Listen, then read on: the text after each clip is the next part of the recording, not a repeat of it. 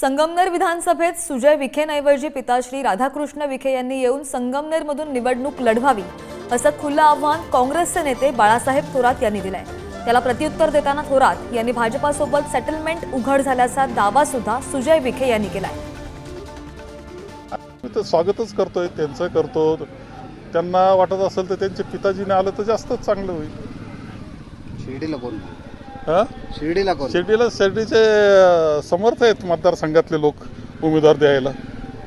विरोधकांचा पण आहे ना, काय अडचण नाही ना। विरोधक म्हणजे आम्ही विरोधक ना, त्यांच्या विरोधात।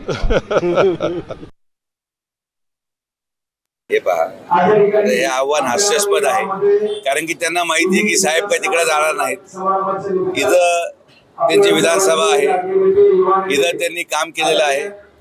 मग सुजय विखेचं काय एवढं भाऊ करताय? मी यायला तयार आहे, तर सुजय विखे भरपूर आहे।